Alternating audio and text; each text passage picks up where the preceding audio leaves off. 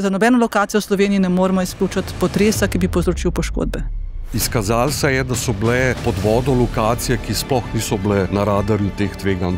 Ocena je, da so poplavne škode obsegale nekje 20% v primeru dočim škode iz viharja in toč, pa nekako 80%. Za marsikoga je nepremičnina življenjski projekt, naravne nesreče lahko dejansko vzamejo vse.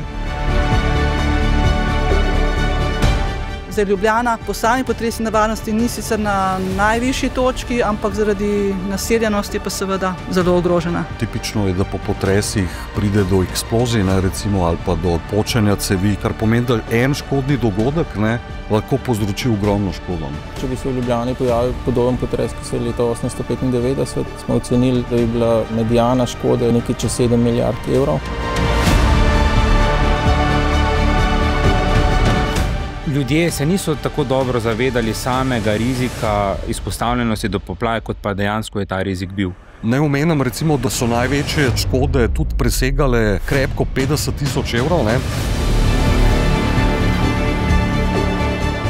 Super je, če bi imeli v objektu, kjer se izvaja neko kuhanje, tudi kjer so nameščene kurilne naprave, da bi imeli kakšen javljalec dima, požara. Preventiva je bistvenega pomena.